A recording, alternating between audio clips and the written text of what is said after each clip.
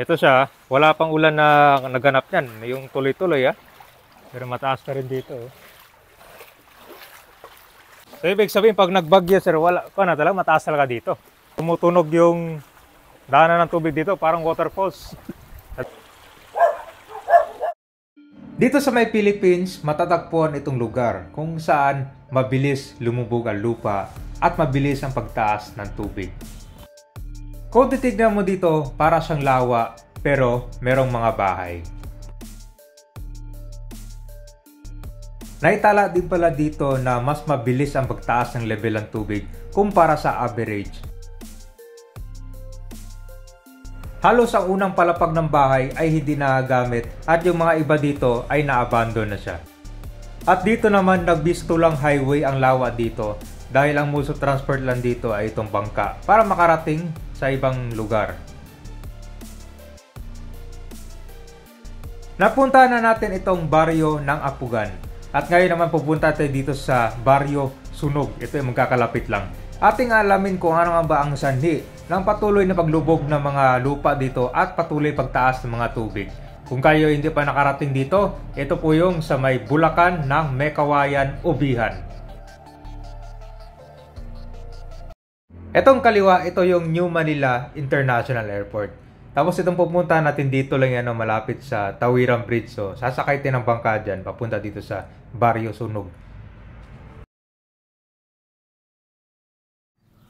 Hi guys, dumaan muna tayo dito sa Baryo Apugan.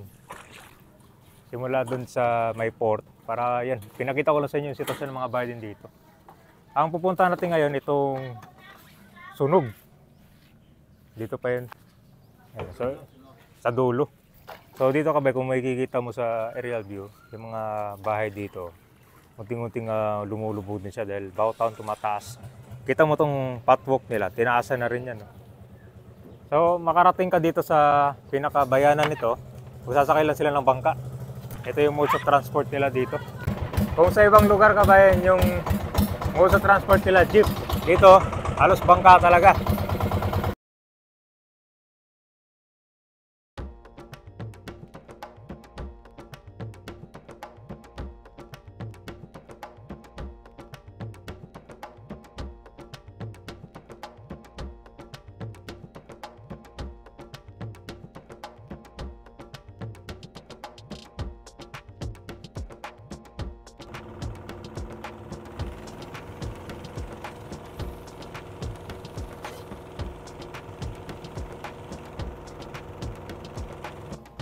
Simula dun sa unang baryo, papunta tayo sa kabila naman. Abutin ng mga 10 to 15 minutes. Ito siya, medyo malayo. Itong napuntahan pala natin ngayon, ito yung sunny day. Hindi pa masyadong nagkaroon ng ulan dito, pero yung tubig niya halos sakto lang dito. Gumawa na rin sila dito ng parang tulay na gawa sa kawayan para makatawid sila sa kabila. Itong bahay na nakikita nyo, ito yung example na tinaasan nila para makasabay dito sa taas ng tubig ngayon.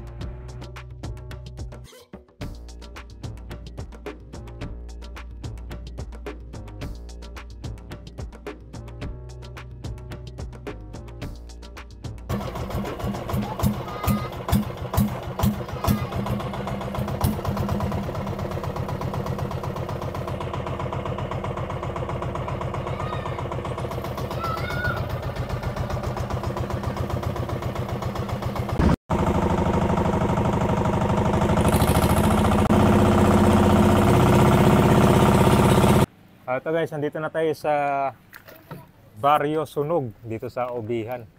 Dito pala meron pang mga graba. Mas mataas yung level ng tubig dito kung kukumpara mo dun sa kabilang baryo na napuntahan natin. So ito siya parte ng Barangay Ubihan. Mataas talaga dito. Pati yung kalsada pala sir, no? So, Lubog. Lubog din pala siya, oh. Tinaasan pa yan, ha? So, kulang pala yung taas, sir. Itong mga blue na, sir, na graba ba yan?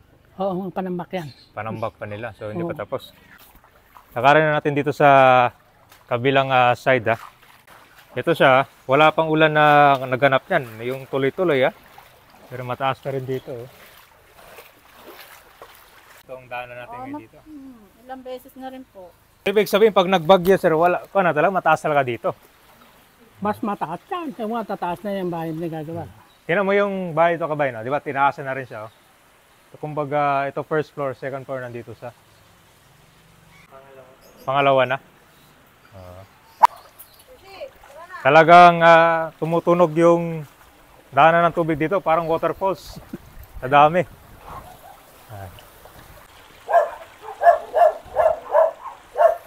Tingnan nyo dito, gumawa na rin sila ng daanan para makapunta dun sa bahay nila.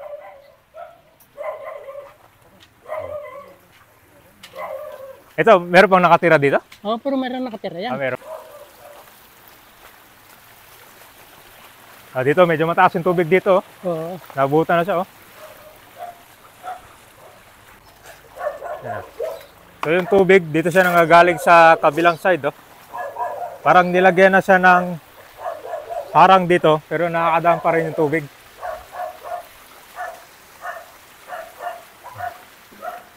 Katulad ng bahay nito ngayon, ngayon lang tinataasan nila. Pero kahit dito sir, inaabutan pa rin to sir, kahit hanggang dito lang.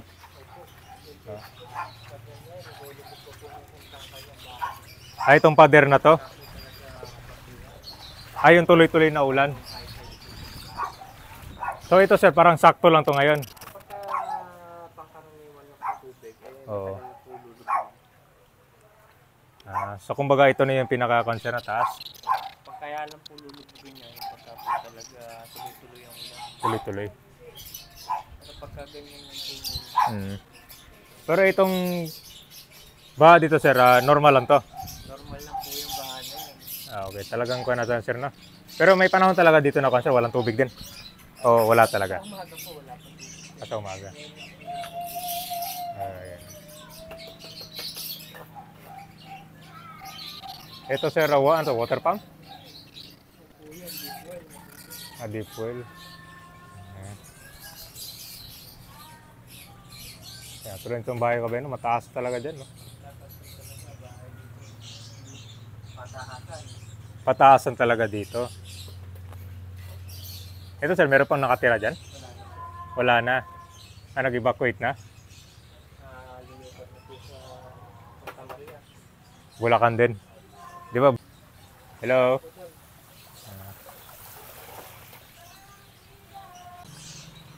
So ito pala dito kabayan, wala nang nakatira dito.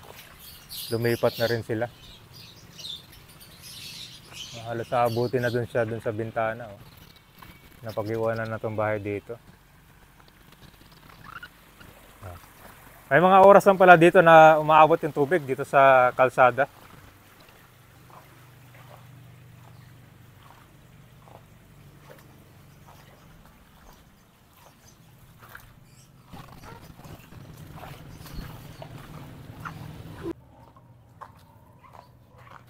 So tulad dito, hindi na siya madaanan, no? Taas talaga. Tapos yung ibang kalsada dito, nasisira na rin siya. Ayan, kita mo itong bahay dito, ang taas niya, no? So ito guys, daan tayo dito sa tulay na to. Dito, bagong taas lang kasi itong daanan na to, kaya hindi siya inaabutan ng tubig. Pero pag tuloy-tuloy yung ulan, maabot pa rin. Meron din silang ginawang tulay dito para makatawid sa kabila. Ayon sa mga natanong ko, para sa mga bangka na rin na gustong sumakay dito ng masabilis. Meron kasi mga daungan ng mga bangka dito. No? So kung sa ibang lugar, kalsada ang pinaka main highway nila, dito big ang pinaka main highway nila, tapos ang karamihan ng muso transport nila ay tubig, bangka. Mataas talaga yung level ng tubig dito kasi yung puno, yung pinakapaa niya, hindi na makita.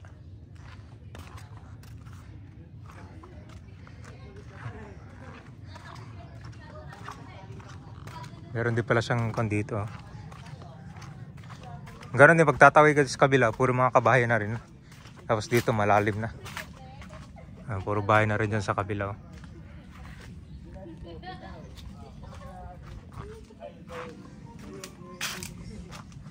Kita mo tong bahay na to, di ba? Inabutan na yung kanya, oh. Oh. Ngayon, ayun sa mga natanong ko, kapag mataas talaga yung level ng tubig, iniiwan na yung bahay. Kumbaga yung mga nakatira dito, lumipat na sila sa ibang lugar. Dahil hindi na daw kakayanin dahil sa sobrang taas ng tubig. Kumbaga kailangan mo na rin taasan ulit yung bahay nito.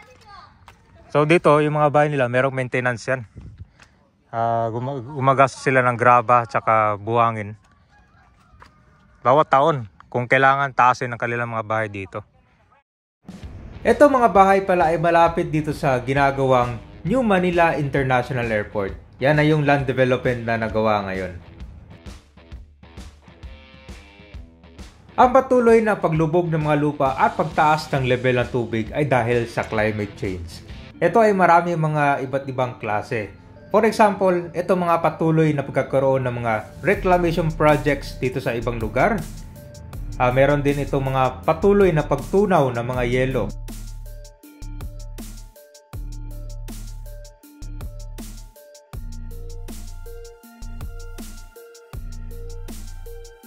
Dito sa area ng Bulacan, naitala na pinakamabilis na pagtaas ng level ng tubig.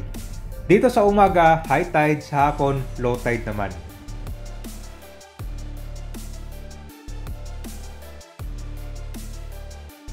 Pero meron ding ibang lugar dito katulad sa Sitio Parayahan na halos wala nang nakatira doon dahil sa lumubog na yung mga ibang bahay. 20 years to 50 years from now, ano kaya ang magiging itsura dito sa may area ng Bulacan?